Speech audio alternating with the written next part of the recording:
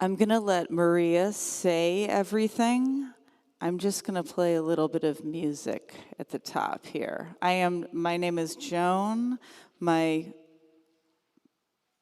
music is called Joan as Policewoman. Good, thank you. Wouldn't it be silly if my phone went off? Okay. This is a song called Your Song. It is about singing to one another, which we all knew it already, but scientifically proven now to bring people together. Sing to me and begin our mythology. You can feel the melody in your mouth. Sing to me and begin again. I can feel the gravity of your sigh, of the dust of dawn in your song. And who would know if life were really worth living? And who would care to live it anyway? But what I know is true. When I hear you, I just wanna make it through. Sing to me and sense the change in the atmosphere. You can feel the softening of my heart. Bring to me, bring the noise supernatural through your voice, the conquering of the wild. You mesmerize this child. Enchant all the while. I hear music and the laughter in it. Sing to me, the life is really worth living. 'Cause I want to care, to live it anyway. But what I know is true. When I hear you singing, well, I want to sing too.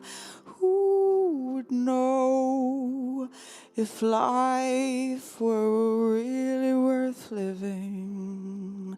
And who would care to live it anyway? But what I know is true. When I hear you, when I hear you, when I hear you, lover, I just want to thank you.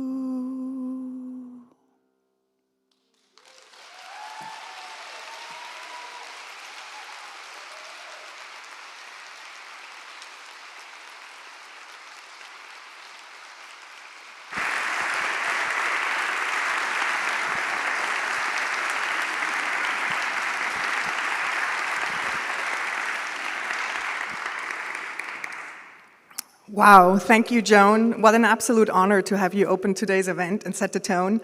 If you're new to Joan as Policewoman, check her out online. She has released 10 critically acclaimed albums and has performed and collaborated with a dizzying amount of big-name musicians. Fun fact, you'll get to enjoy Joan one more time at the end of Maria's talk and right before Q&A. Can we give her another round of applause?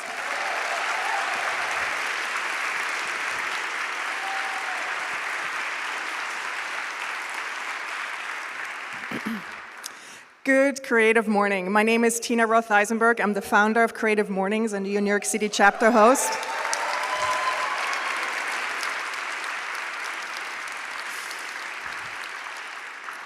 I am welcoming you today from the ancestral land of the Lenape people and recognize the significance of Brooklyn and New York City for Lenape people past and present. Before we get started, if you're not wearing a mask, please put your mask on in respect to any immunocompromised people in the room or family members. Thank you. All right, I want to give a big, giant, warm hello to our 700 people strong live stream audience that signed up for today.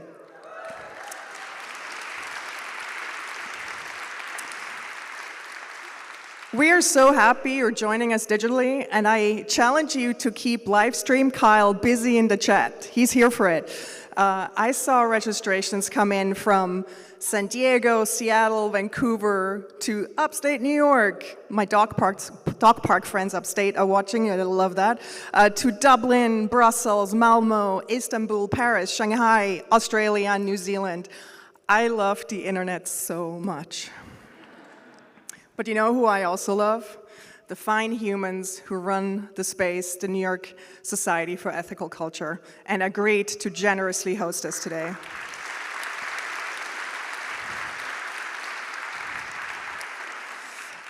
I want to give a particular shout out to Ed Beck, who's in charge of the events here.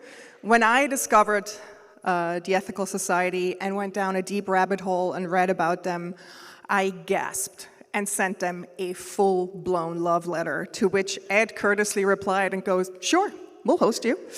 The New York Society for Ethical Culture is a humanist community dedicated to ethical relationships, social justice, and democracy, and they were founded in 1876, and they have this whole building. This is my biggest dream. Creative Mornings one day will have a building like this. They are a truly kindred organization with equally open-hearted and idealistic goals, and I urge you to look at their programming. You'll see that just like us, they aim to inspire and celebrate life's joys and work together to build a more just world. Thank you, Ed, and thank you, the whole team of the Ethical Society.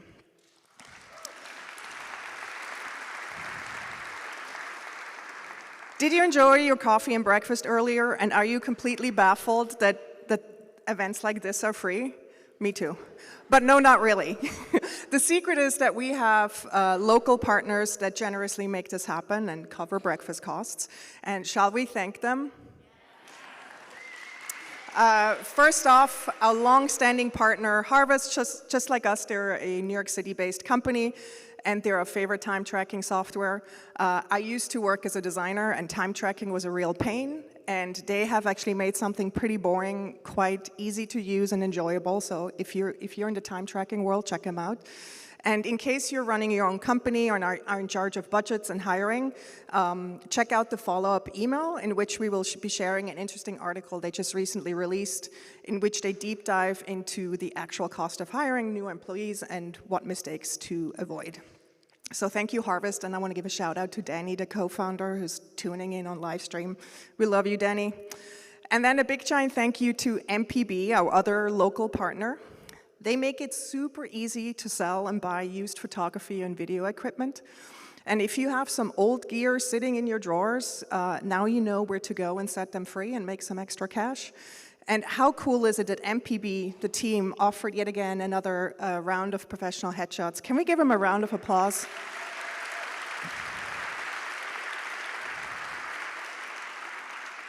And look out in the follow-up email, we're going to be sharing a guide that they wrote in which they teach you how to properly light different skin tones. Super useful. MPB team, we love you so much. Every month, we have a special community member read our manifesto. We do that as a reminder of our values and to remind ourselves why we do what we do here at Creative Mornings. And this month, guys, it's no other than Myra Coleman. By raise of hands, is anyone in the audience who has been to Myra's talk in 2012? Yes. Debbie, you're the only one. No, I don't know. But it's a glorious talk. Let's check it out on our site. In case you don't know Myra, Myra has written and illustrated over 30 books. She regularly contributes to the New York Times and the New Yorker. Her art has been exhibited all over the world, and she is one of my personal favorite humans and my personal creative role model. Can we give a round of applause for Myra?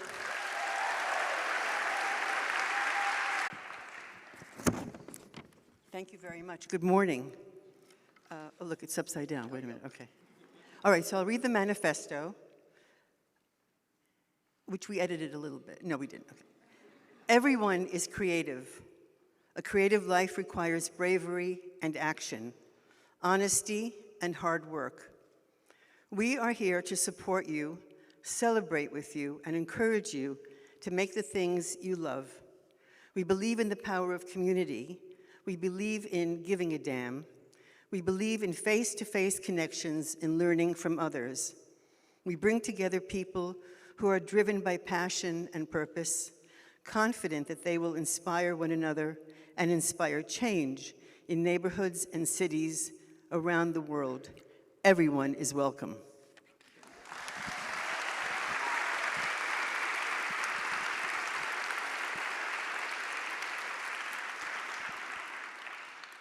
I admit I'm quite moved by this picture, by looking at all of you.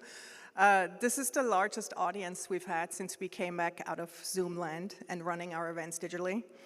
And knowing that we 100 signups for today's event is rocket fuel for my community builder jetpack heart. It's been a rough few years for event organizers. And what a promising start into 2023, and also what a testament to the force that is Maria.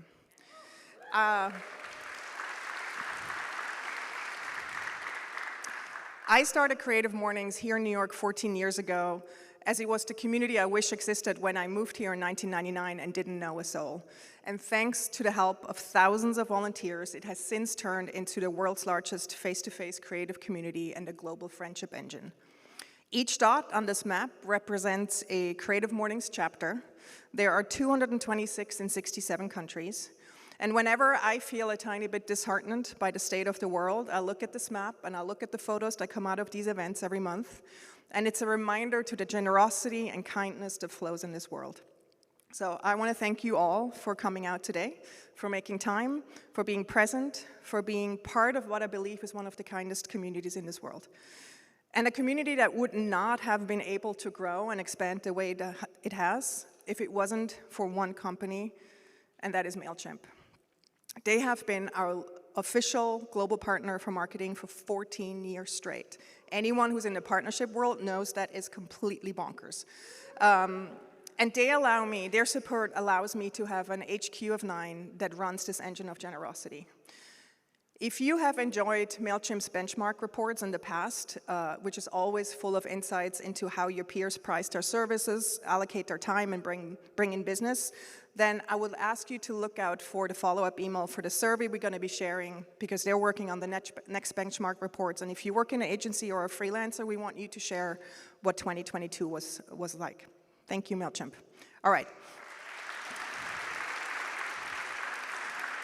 We're going to play a quick game to get your seatmates to know a little better. It's called Stand Up If. I feel really powerful when I play this. It's very simple. I'm going to project statements to the screen, and if they apply to you, please stand up. If you can't stand up, that's totally okay. Just raise your hands. And for those on the live stream, answer in the chat in some way, and keep Kyle busy, please. Okay, stand up if this is your first Creative Mornings event. Yes, look at this. This is so great. Oh, this makes me happy. I'll hug you all afterwards. Just come up to me. Stand up if you've been to a Creative Mornings in a different city. Can you shout where? Richmond, London, Austin, Boston.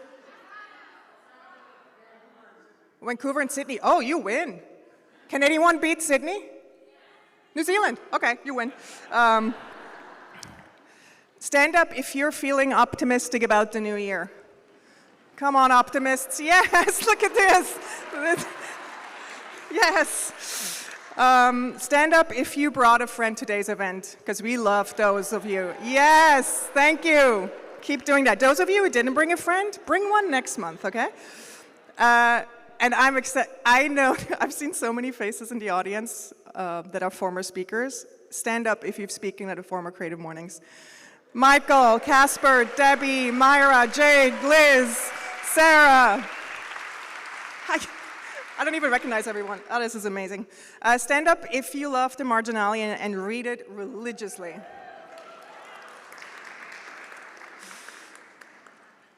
Stand up if you have no idea what the Marginalian is. Let's be honest. Maria, look, so many new people for you. And I know some of you traveled to see Maria speak. Stand up if you traveled. Look at this. Who thinks they traveled the furthest? Shout out the place you traveled from.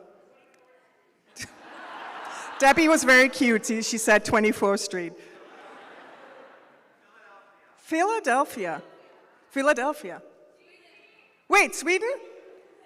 Seriously? I think that grants a hello afterwards. I'm just doing this to you, Maria. All right, so now you can all relax, and we're going to go to the main portion of the event, which you're here for. So this month's theme is Sanctuary.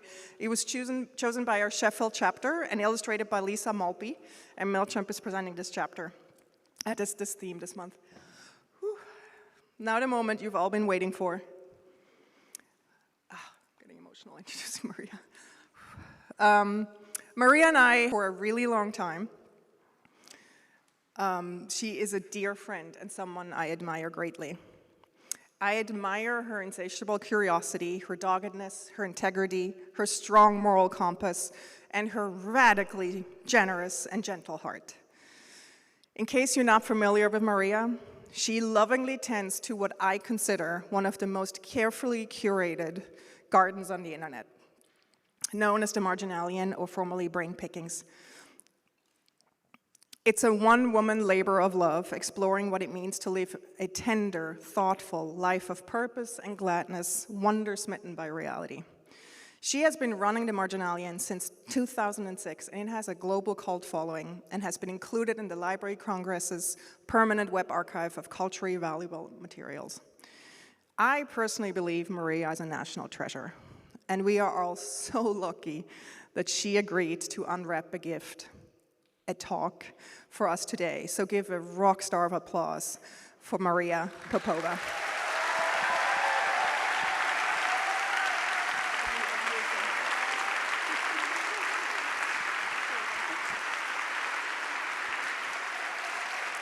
Good morning.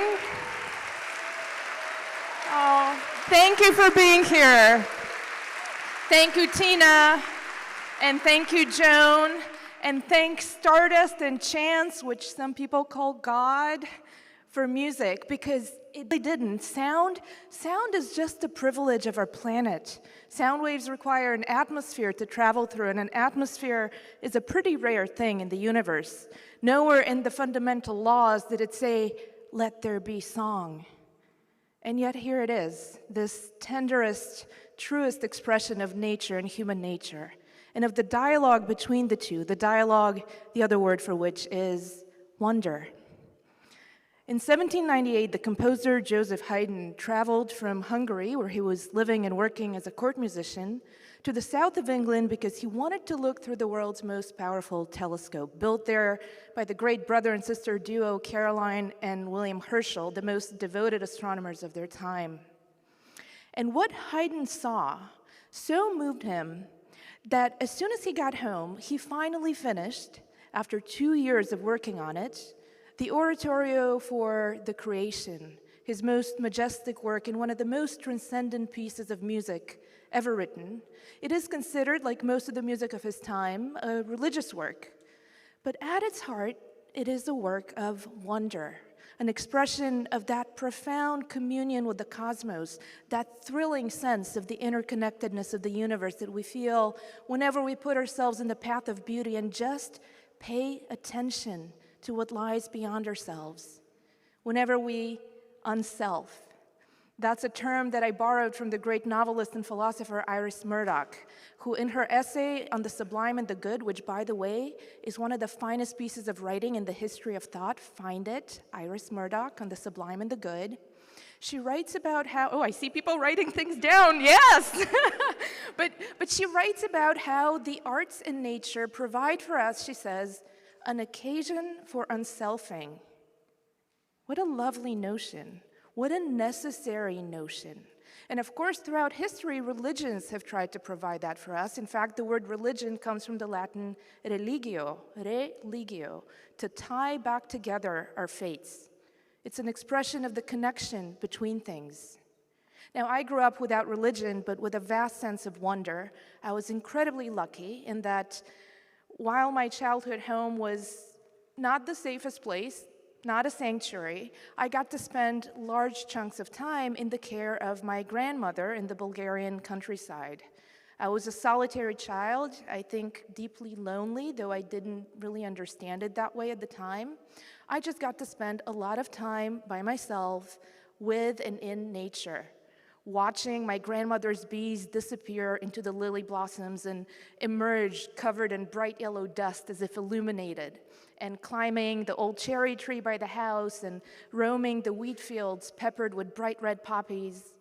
And when night fell, I would listen to the crickets and the frogs rising from the lake and watch the Milky Way clear and bright over the treetops.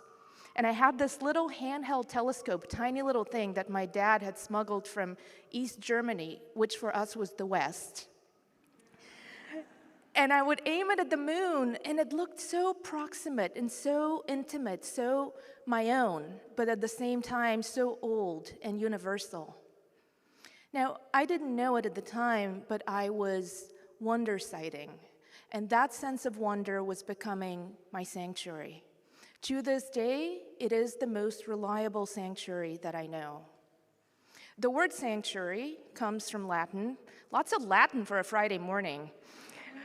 It comes from the word sanctorium, a repository for holy things. Latin root shares its Latin root with the word whole. It has its Indo-European origin in the notion of the interleaving of all things. And for those of us who live without religion, there is in this a kind of spirituality, the everyday holiness of this interconnected world. In fact, to me, the most spiritual experience we can have is the wondrous, this adventure of being awake to life and meeting reality on its own terms, no fables, no fantasies, no fictions, just reality, and finding it to be absolutely ravishing. And it doesn't require the grandeur of looking through the world's most powerful telescope, although there is something to be said for all the amazing images that have been coming back these past few months from the James Webb Space Telescope, right? This is one of them. What portable transcendence. But the sense of wonder doesn't demand that grandeur. Every night I take a walk around my neighborhood in Brooklyn, and every night, invariably, without meaning to, I find myself wonder sighting. The other night, I watched a street lamp turn the water in the gutter, iridescent, shimmering with light that seemed to have no beginning and no end, a kind of lapping Mobius strip of beauty, an echo of the Milky Way of my childhood, and a miniature of whatever it is that Haydn saw through Herschel's telescope that sparked the creation. Now, every instance of wonder is a homecoming to sanctuary, and that's not just some abstract notion. As Joan alluded to earlier, the past quarter century of neuroscience has shown that very different types of experiences of wonder, from time in nature to playing music to taking psychedelics, share one thing in common. They fire up the default mode network of the brain, which, when activated, plunges us, or rather lifts us up into a state of loose association, transcending our ordinary way of thinking and perceiving, a kind of liberation from the prison of mental habit, a liberation we might call creativity or transcendence. the ultimate exercise in unselfing. But like all the best things in life, like love, like trust, there are true and false sanctuaries, and there are some terribly seductive counterfeits out there. In my experience, every false sanctuary is some form of selfing. We are living through a pandemic of selfing, which is understandable because we're also living through a time of terrible uncertainty and just sheer overwhelm. And when scared and overwhelmed, we humans cave in for protection. But if we aren't careful enough, if we aren't conscientious and sensitive enough, a dangerous self-importance and self-reference takes place so that the inner world becomes a stand-in for the world. And we've seen, that succulent self-righteousness so rampant in the world, right? Especially on social media. Frightened human animals taking refuge in the cage of opinion and just savaging each other with tightly held convictions. Which, of course, that makes total sense because the most vulnerable thing in the world is to not know, to not foreclose conclusion in the face of uncertainty, in the face of mystery. And guess what? Mystery is pretty much all there is. This whole life, mostly mystery. Even on the scale of the universe, we only understand, and barely, 5% of what exists. 5% of stuff, 5% of matter. The rest of it, so vast a mystery, we can't even name it. We call it dark matter. But the thing about wonder is that, of course, it's the antithesis of certainty and self-righteousness, because to wonder is to not know. The word wonder comes from, for once, not Latin, Old English, wondrian, to be astonished in the presence of the beautiful and the sublime. And astonishment, by definition, is a thing of the unself. It has to do with what is not us. It has to do with that lovely way the world has of surprising us and sneaking in through the back door of our conscious convictions and just blasting open a whole new vista of understanding and feeling. So if sanctuary is to be found in wonder, it demands that kind of unselfing. It demands that we step into that liminal space between knowledge and mystery, between surprise, the space between our strengths and our vulnerabilities where true openness and receptivity can happen. Because only then can we become wonder-smitten by reality, and only then can we begin to love the world more fully. Because, of course, that is the other great sanctuary that we have, love in the largest sense, but also in the smallest. The people whose presence, whose fact in your life is a sanctuary, they are so precious. They are living wonders. And sometimes, when we're lucky, these two scales, the very large and the very small, the personal and the universal, converge, and those moments, they are pure magic. There is one I'll never forget, and it was autumn. I was sitting in her backyard by myself, meditating. And when I opened my eyes, right there in my line of sight was this tiny red leaf spinning. And for the first fraction of a second, I thought I was just catching a glimpse of its final descent. But then it didn't fall, suspending my basic creaturely intuitions about how reality works. It was just spinning there in midair. And after a few moments, the sun shifted and a beam fell upon this slender spider's web, suspending it like a pendulum. But here's the thing. As soon as I glimpsed the machinery behind the miracle, the magic was not diminished. It was magnified because I was overcome by this sense, this feeling tone for the interconnectedness of all of it. The leaf linked to the spider, linked to the tree, linked to the soil, linked down, down, down, geologic strata, compacting the entire history of our planet all the way to its birth. And this entire system of miracle dancing with gravity before my eyes on this autumn morning.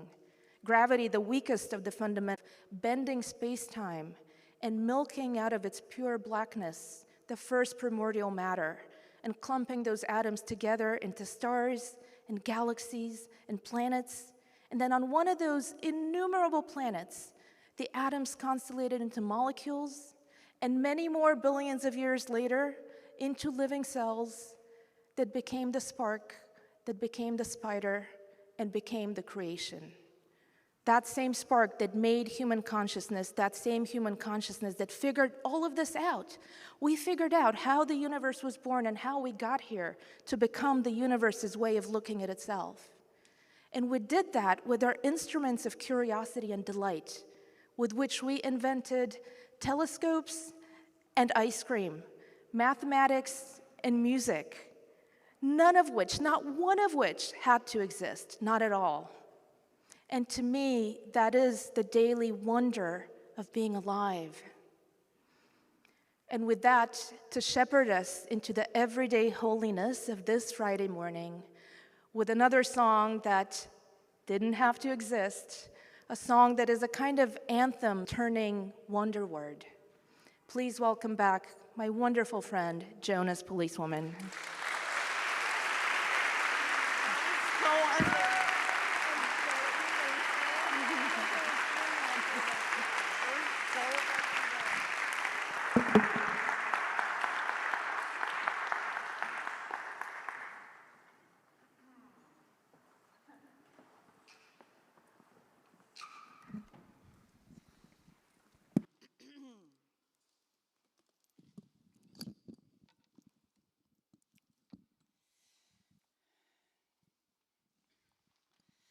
Wow. So whenever I hear Maria do something like that, I get so emotional.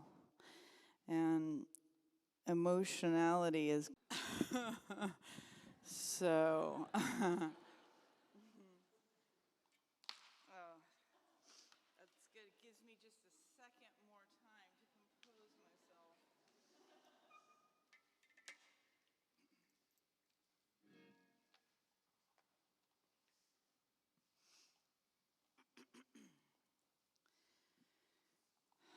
Thank you, Tina, and this place, so regal. Thank you, Maria, so much for existing and doing exactly what you do all the time. This song is called Feed the Light, and I wrote it when I was stuck in a van on tour with someone who was driving me crazy. And I had to figure out how to just be in a van with this person for days and days longer. So this is what happened.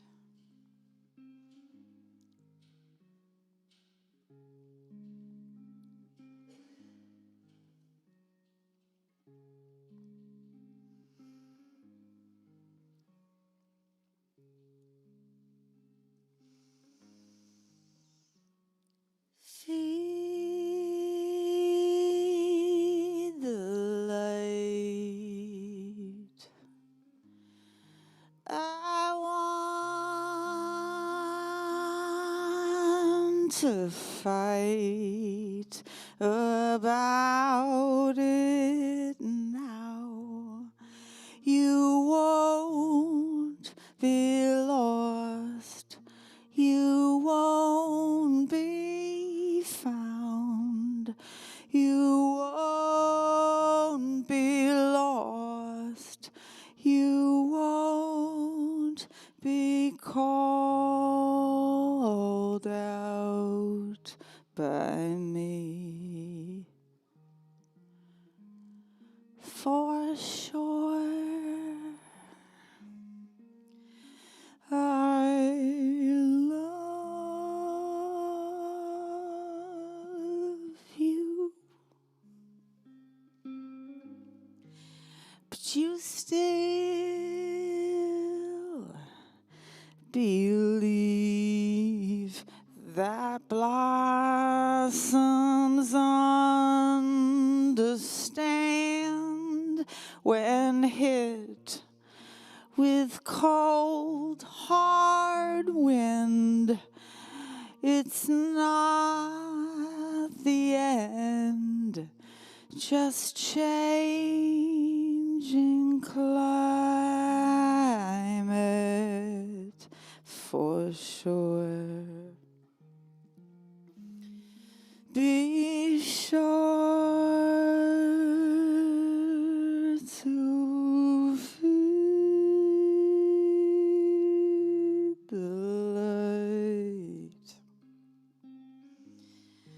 Just feel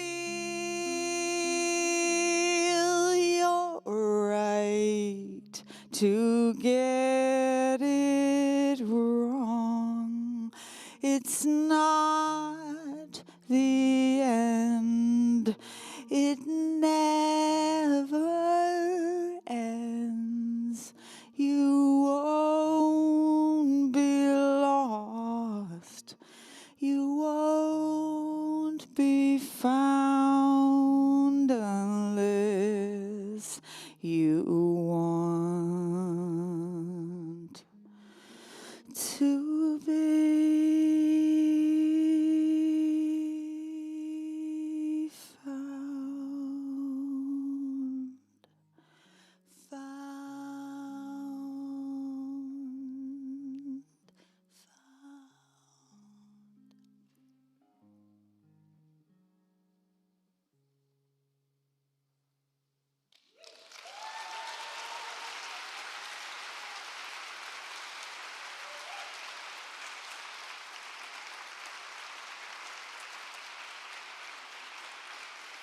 Thank you, Maria Popova.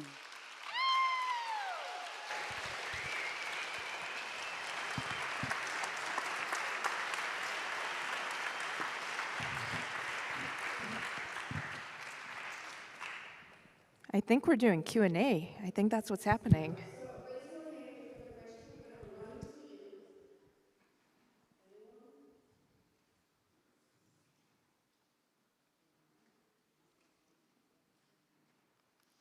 You're getting hand-delivered mic from Tina Roth-Eisenberg, people. Remember this for the rest of your life. Should I say name or anything? Yeah. Hey, I'm Stacy. I am super excited to just be looking at you. I had written down something in the years of reading your newsletter about creativity, so I thought today would be a good day to ask that. But you said creativity takes both conscious preparation and where the unconscious parts have showed up. Were the conscious or the unconscious? Unconscious. The unconscious. I mean, I think so much of what we call creativity is this quiet combinatorial work that our minds do, taking pieces that we've lodged back there over the years of just being alive and awake to life, and combining them into new combinations we can't force. So I think so much of our best ideas are uncalculated and come from things that we've retained, from all the way back to pre-conscious memory to yesterday's morning reading, all of it combining in new ways. And I think actually when we try to consciously create and constitute new things, they tend to be predictable because they follow a pattern of everything we've always known to be true for us. And I think the most creative things have an element of self-surprise because actually we move through the world half opaque to ourselves. I mean, so much of what's going on for us is unconscious, and that can be terrifying, but it's also lovely because then we have this enormous repository we don't even know is there to draw on in ways that are uncalculated and unexpected. And I think the key is to keep feeding the repository with things that just sort of are tokens, emissaries of aliveness, and just live there until they're called on in ways you can't predict and pre-plan. Thank you. Hi. Maria, good morning. Really love to have you here and to be here with you. Sure. Really lovely to have you here and to see you in person. I discovered you actually last week, but knew you from brain pickings. So we're asking, hope you could give us an insight on why brain pickings and now marginalian.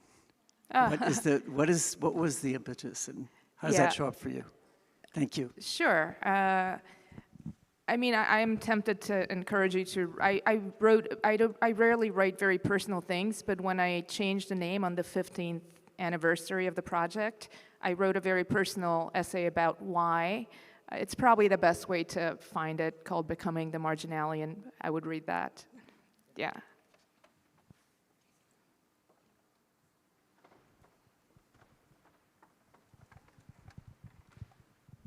Thank you so much for being here. So I follow you on Instagram, and I noticed that you post a lot of beautiful photos of things that I imagine inspire wonder, or instill wonder in you. Like, I think the other day you posted a gorgeous sunset with your own beautiful social media feed. Yeah. Sure, that's a wonderful question, and there is a moment I will never forget. It was 2010, so Instagram was fairly new.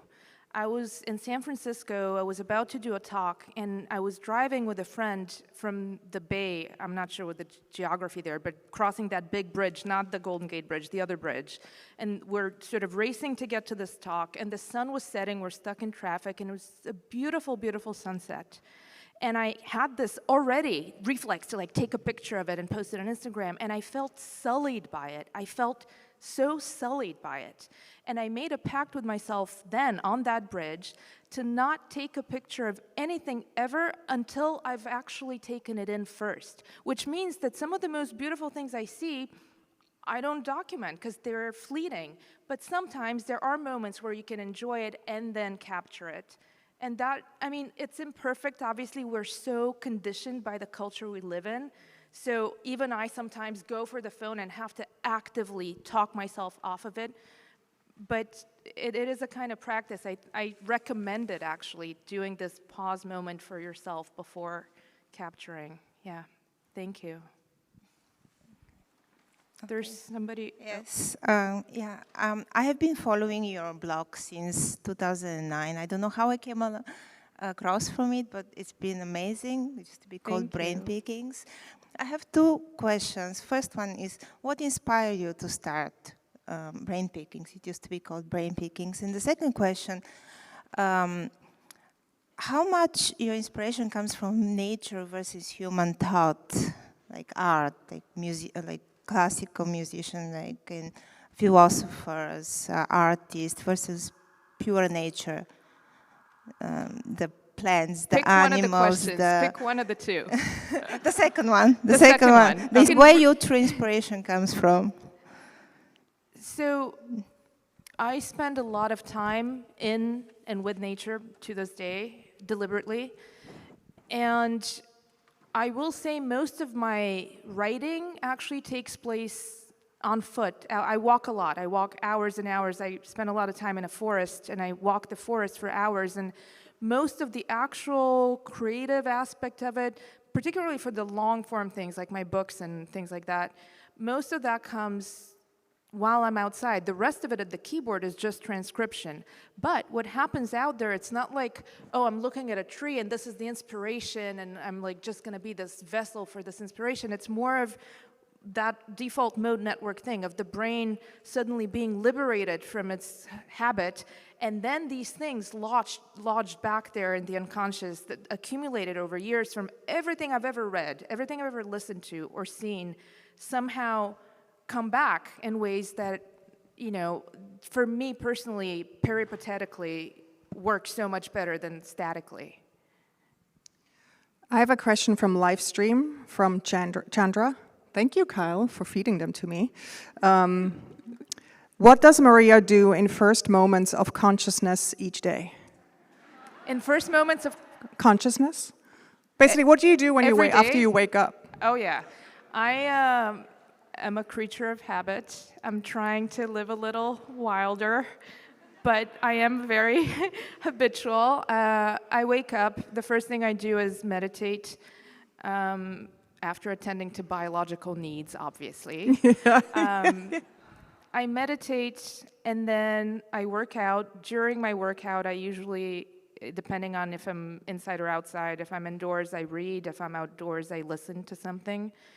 And after that, I have a breakfast concoction that is the same thing every day, which I love. And then I write. Then I would say sit down, but actually I stand. I stand up and write until my brain fizzles out, which is about midday. My brain stops being creative. It can be very productive, but nothing good comes out. I can do administrative work the second half of the day. And I think it's also very important to know when you kind of lose that edge and need to divert the energies. I love the fact that we're really close friends and I didn't know this about you. So Chandra, thank you very much. Okay. Casey, you have someone? Okay. Hold on. Let me see this. Hey, so I think many people, I'm up here. Wait, where are you? Hold on. I'm in the back, in the middle. I see you, in the shadows. With the yellow sweater. A question yeah. from the shadows. Okay. Is it that shadowy back here? So I think many people would describe you as more creative than average. But of course, our internal feeling of creativity varies over time. Sometimes we feel more creative, sometimes we feel less. I was curious, observing yourself, what patterns have you noticed when you are more creative versus less creative? What have you eating, doing, anything? Right. I am afflicted with frequent visitations of depression, and sometimes it gets very bad, and in those periods, it is not possible to be creative. But at the same time, in those periods, it's all the more important to try, because somebody asked earlier how I began this project, and a large part of it, there were many things at play, but a large part of it was that I needed to pull myself out of my first major depression, and I think the best way to feel the edge of life is to become interested, to just be interested. And then you become interesting by default. We call that creativity, but that's really being interesting, you know. And a lot of it is a kind of survival tactic for those periods. We're such biomechanical puppets, and resting well, sleeping well is a basic form of self-respect that I think is just fundamental to being able to do what your calling is or what your purpose is.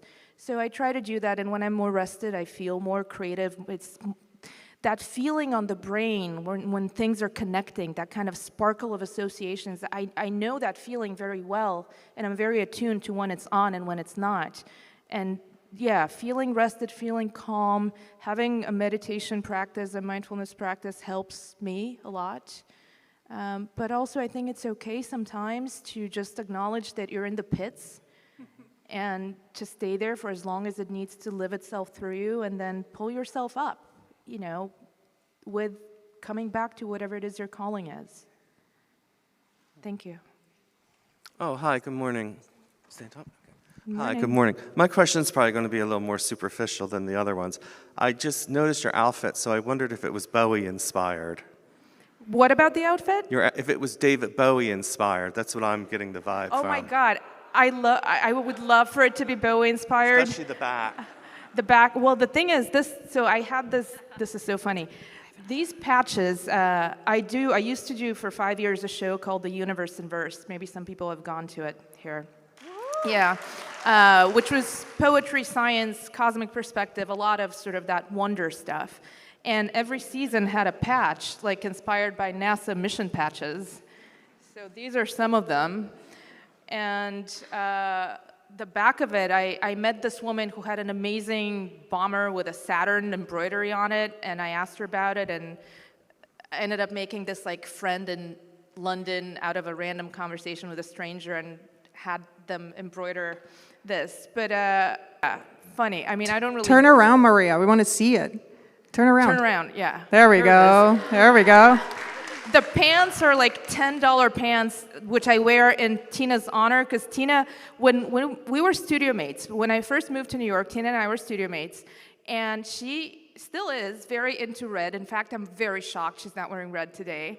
And like my color was yellow and her color was red, and we would give each other things, or like she would always send me cool designy yellow things she finds, and so today I wear red in Tina's honor. Thank you, Maria. I have a question from the live stream. Thank you, Kyle. Leah Redmond is asking, Maria, how do you balance the relinquishing of control creativity thrives on with the practical demands of creative work, like deadlines? How do you not just spiral out infinitely? I'm sorry, Leah, I'm not doing your question justice. How do you not just spiral out infinitely in interestingness? Well, I am both very lucky and very unlucky that I am my own boss, and I have a pretty intense boss. And so the notion of deadlines as such doesn't really exist. I've created my life so that I'm kind of not beholden to anyone else, which, early on was hard, but now it works for me. And there is, of course, that problem of when does it become from creative to compulsive. And I've struggled with it over the years because you can get on a roll that, has a adaptive value to a point and then becomes maladaptive. But for me, at some point last year, I realized that I'd stopped writing daily, which I used to do, and I hadn't done it consciously. It had just kind of slipped. Typically in the first 12 years of my project, I would publish at least one essay a day every single day. There was a compulsive year when I was doing 3 a day, which is insane. Why would anyone do that? And Debbie's looking at me knowingly. And then somehow it fell off. And sometime last year, I realized that not having the rhythm was detrimental to my internal stability. So I made a deliberate practice of giving myself a deadline every day to write one piece, however short, however light. And sometimes I would go on a very long rabbit hole about some forgotten scientist that would take me 3 days to research and 3 weeks to write, and But making the daily habit really helped. So it is a constant negotiation between creating enough structure to have a rhythm that feels vitalizing and not making it be compulsive and freedom limiting in a self-imposed way. Thank you. Is this the last one? All right, Okay, yes, last I've question. been told that this is the last question. So I'll ask 2, and happy to pick one if I need to. First, how do you decide what to consume? Movies, books, culture in general. The second question, you mentioned how curiosity drives a lot of the things that we do not need to exist, but we make them, and they add a lot of joy to the world.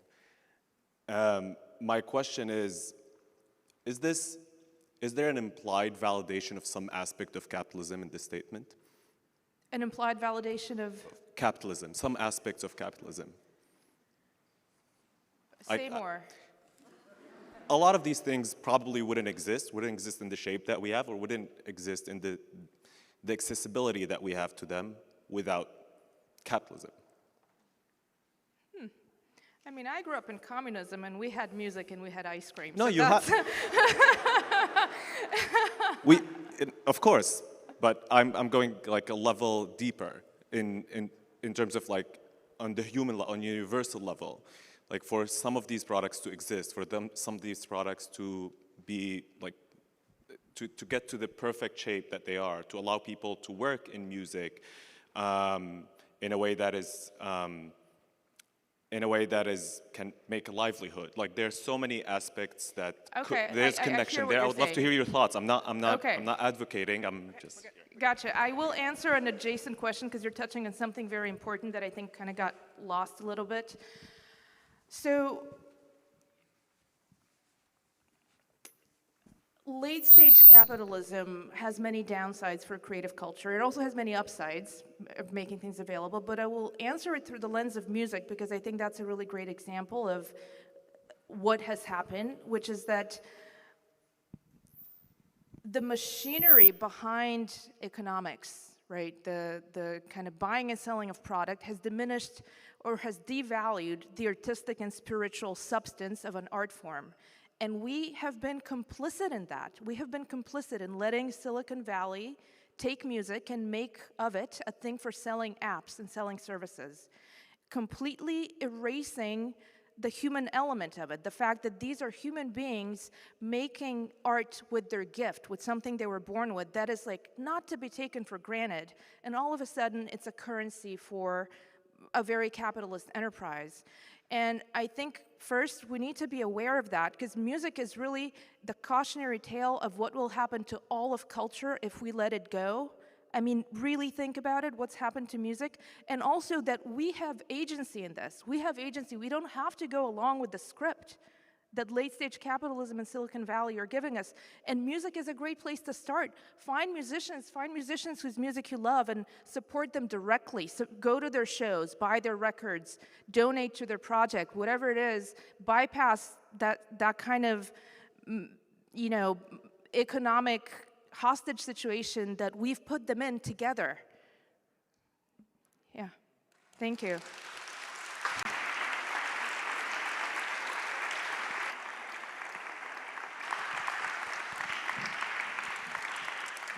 How amazing is Maria? Come on, let's give her another round of applause.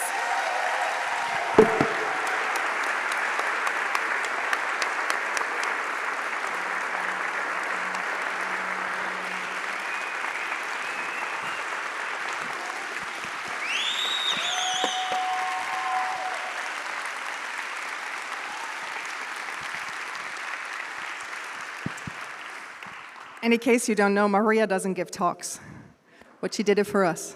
So, a few things to note before I let you go off into your day. We couldn't do these events if it wasn't for our volunteers.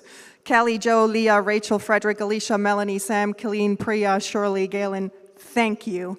Also, thank you to Connie. I don't know where she is right now. She's filming our talks, has been filming our talks for years. She's incredible. And Monse for photographing and documenting the event, thank you so much. And then the live stream folks. Live stream people, give a bit of a chat. Applause to Matthew and Kyle.